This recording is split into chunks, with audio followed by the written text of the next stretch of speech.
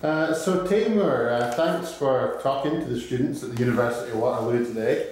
I'm sure the video is going to be very valuable to them. Can we begin by you telling me, who you are, what you do, and a bit about yourself? Sure. So my name is Taimour Zaman. I run a company called the Access Group, which is a marketing boutique firm. And we help companies, individuals to take a product or service and go viral. One of our viral projects that people have heard a lot about in Canada is 1 million acts of innovations. In the healthcare space, we've got another movement called 1 million acts of person-centered health. Around the world, we have another one called 1 million acts of innovation in the mobile payment space. Taking third world countries who are using mobile technology and getting them to coach and mentor developed countries. Very interesting. Thanks. So, how would you define innovation? So innovation is taking a product, taking existing service, taking something that's currently in existence, and looking at how do you modify something with it that will help expand it, make it better, let out. Versus, I think most people, when they think about innovation, they think about invention, which is the creation of something. And innovation is about taking something that's already being created and just enhancing it. Thank you. So, why is innovation economically important to countries? What happens if we don't innovate? Sure. If you think about, one of my favorite stories that I've learned through my own journey is a company called M-Pesa in Kenya. This is a bunch of guys who got together and they said, what if we can create the ability to text money from one individual to another? And I don't know how familiar you are with Africa, but it's definitely not, they don't have necessary standards of living that we be enjoying here. So in Africa, if you want to send money to somebody, traditionally what you would have done was go and found a bus guy who's driving a bus across the village that you may have a father, mother, or somebody you want to send money to, and you give the money to the bus guy to go and drop it off. In Pesa, one of the things they did was they said, well, what if we text people money? And the ability to create that technology and sell it to the few credit union banks that they did impacted the GDP of the country. Like one company impacting the GDP of the entire country. The amount of jobs that created. If you look in Canada, one area that we're fastly growing is the gaming industry. Gaming, there's a lot of companies that are going to gamers, if you will, giving them business problems to solve using gaming. So when you go to cause innovation, it creates jobs, it impacts prosperity, and I actually have a personal point of view about it. I believe human beings, moment by moment, they're doing one of two things. You are either creating or you're consuming. Moment by moment, second by second, you're either consuming or you're creating. The thing is that by creating, when you are creating, you're alive, whatever creation is. And so that's why innovation becomes important to all countries. It gives the opportunity for us to grow, prosper, create stuff like social media, gaming, mobile, whatever it is. We get engaged in it. It gives us something to get engaged in as well as it creates productivity, jobs, income, and all the other great stuff that we get to benefit from. And in Canada, how good are we at it? How do we compare to other countries at innovation? If you look at our OECD studies, our innovation ranking has been going down. We were at 12, we now have gone down to 14 out of only 17 countries in terms of innovation. So we've got some challenges ahead of us. We've got a game to play. Now we have a unique point of view about it. We think that while the Americans are dealing with their debt issue, while the Europeans are dealing with their financial crisis, it creates once in a lifetime opportunity for Canadians. Like this is a once in a decade opportunity to bypass everybody in innovation. Because eventually Americans will figure out how to deal with their debt issue. Eventually the Europeans will figure out what to do about their credit crisis and whatever else they need to deal with.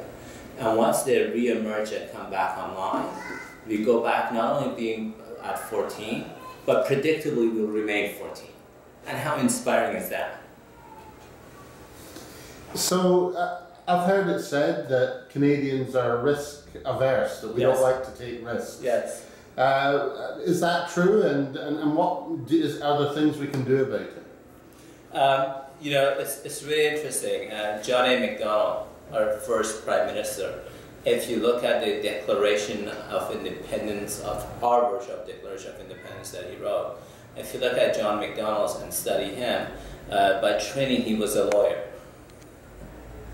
So when you go to a risk-averse person and say, design the future, you'll create a risk aversion something, right? Declaration of some sort.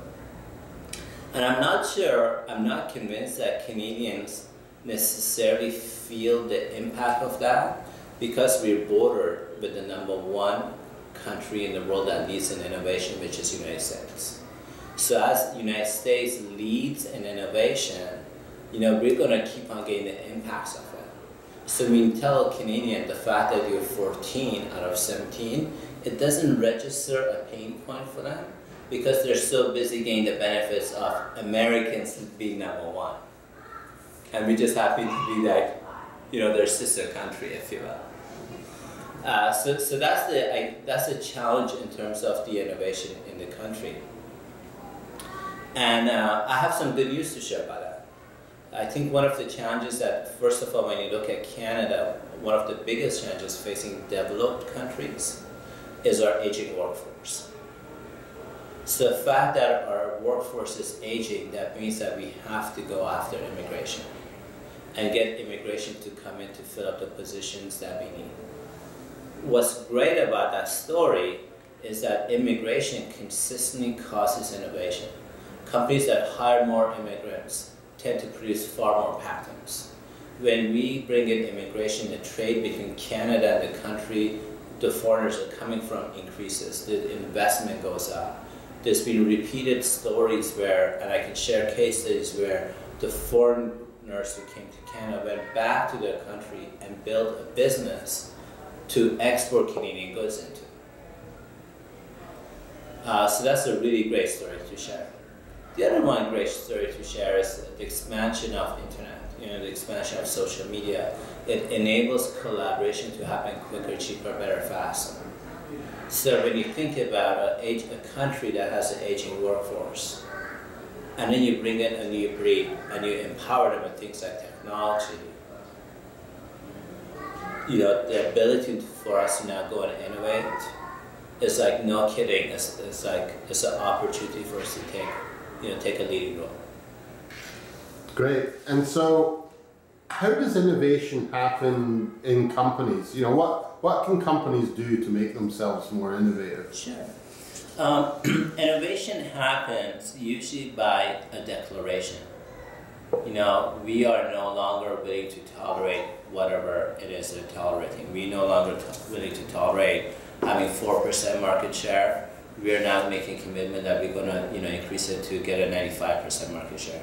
Because usually it starts with a declaration of a leader. And when I mean a leader, I don't mean the CEO. Leadership is nobody went and assigned Gandhi a role called Go Free Up India. Nobody assigned Martin Luther King to go and talk about his dream. Leaders are people who earn the role of leadership. That leadership is a role that people earn. So how you get a company to innovate, it usually starts with a few people or an individual that creates a bold declaration. They then go and enroll everybody within their community, either within their company, within their suppliers, within their customers. But they enroll a community to stand behind that declaration, that dream, that noble cause. So that's the second part of it. The first part is to create that declaration. The second is enroll the community to help make that happen. Okay, and does the government have a role in innovation? What should the government do in innovation? So it's really interesting. Government does have a role in innovation. And when I hear you talk about government, I'm assuming you talk about the Canadian government. Yeah, especially want to know your views on that. Canadian government, great. So the first and most easiest place where the government can take a look at in terms of innovation is their policies. I'll give social media as an example. If you want to raise money in Canada, one way you do it is you go and you look for venture capital. You know, people seed money wherever to go get that to build a product, company, service, whatever you're looking to do. In the United States, there are companies in Silicon Valley that use social media as a way to raise money. And this allows a guy who has only $5 in his bank account to invest with you. A guy who's got only $5,000 to take, a couple of thousand and invest with you. Versus in Canada, one of the policies is that if I need to go and get more than 50 investors in, I have to go through a number of reporting requirements. And if I'm a restaurant owner, I would never be able to use social media as a way to go and raise money, because right off the bat, I'm probably going to have far more than 50 investors, and the reporting requirements for if I was trying to raise, let's say, $10,000, and 50 people each put in a couple, $1,000, whatever it was, a couple hundred, a couple of thousand, the reporting requirements would not be worth my time for the $10,000 that I'm looking to get if I was a restaurant owner using social media. So one of the things I think the roles of government would be to look at what policies do they have going on that inhibits innovation. That's part one. Part two is that if you look at government itself, I think it's a really interesting place to look from. I believe government can take on innovation for themselves. Like really take it off for themselves. If you take a look, if you would be willing to consider, government is the only industry that every year you and me pay them more and more money for a service that gets worse and worse. I'll give you the Toronto Transit Commission as an example. How many of my tax dollars somehow goes towards TTC? And last I heard, my wait time is now increasing. The number of stops, emergencies, emergencies, breakdowns is increasing. But every year, my fees towards a TTC ticket keeps going up. Government is the only industry that the level of service keeps getting worse and the money I pay for it keeps on increasing. So I'm paying more money for something I'm getting less and less of. How about the government takes on innovation for themselves? Now, you'll find pockets within government that are actually taking that on. In Ottawa, for instance, the city of Ottawa has taken on things like social media, mobile technology, as ways to better service consumers, Canadians. But the federal government is based in Ottawa, has never taken on technology, for instance, as an effective way across the organization to enable something. So what you'll find in government is there are people, pockets within government that are working on policies to enable innovation. You'll find pockets of people who are doing things to enable innovation within themselves. But overall, I think government can play a bigger role. Thank you. And universities, do they have a role to play in innovation? And how well do you think they're preparing students to go into organizations and either participate in or lead innovation? Sure. I think the universities are key partners in innovation, and here's why specifically in Canada. The amount of dollars universities get for research and development relative to their peers across the world is one of the highest. I don't believe in Canada we have a challenge in terms of coming up with ideas. I think you have plenty of research papers, ideas, business cases at the university level. The challenge that we get stuck in is commercializing those ideas. So how do you take universities, the research they're doing, get their students, and connect them more and more with industry in order to cause that commercialization? So yes, universities do have a role to play. It's a key role. And then what's next for them is how do they better partner with industry to commercialize the stuff that they're working on. So the University of Waterloo is the only one in Canada that lets researchers own the things that they create. That's one of the things, I guess, that distinguishes Waterloo. And we also have a co-op program. Most people work in industry as they do their degrees. Do you think those are positive steps? Absolutely. A good thing? Absolutely. You know, I can probably show you a lot of universities around the world and even Canada where perhaps their textbooks are a little bit outdated in what they're trying to teach. Especially, and I'm sad to say, even at the MBA level, a lot of the stuff that you're kind of studying at the MBA level, so-called case studies, if you will, are just no longer relevant to what business is dealing with right now. If you look at the challenges businesses faced 10 years ago, it's going to be very different to what challenges business will face 10 years from now. And so to kind of keep going on past case studies to train people, I don't think is sufficient enough to create leaders. So I love the fact of any opportunity where you get either the professor or the students to work with industry, as you said, to create partnership opportunities, you know, projects. Anything in those lines, I think is a right direction. Great. So the final question I've got for you, Taimour, is one I ask most people I interview, which is the students that are watching this will graduate soon. Yeah. Do you have any words of advice based on the few short years that you've been away from university and in the world of work? Is there something that you've learned that you would like to have known when you graduated? Yeah, absolutely. You know, when I was graduating, there was a number of things that was important to me that today I would probably have to reconsider. The first part of what was really important to me is look good. Look good in front of your cousins, my cousins who graduated from the Harvard Business Schools of the world. You know, had to go get a nice job, although I never went to Harvard. So looking good was something that was important to me. Getting accepted by my parents for the degree or for the job that I got was also important to me. So there was a lot of pressure from parents, media, peer pressure, whatever you want to consider it, that had me choose whatever I chose. And Peter, what that robbed me from was looking at what are my core values. What are some things in life that's important to me? What's my self-expression? Well, you know, I don't know how to, there's probably a better word to use, but what are some issues in life that I'm willing to die for?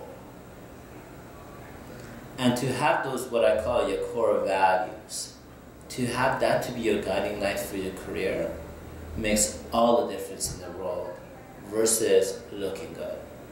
So my invitation to any student in the world is, instead of being dominated by social media, peer pressure, what your parents think you should do, to really look at what are your core values and to follow your passion, follow your core values. You'll never go wrong doing that.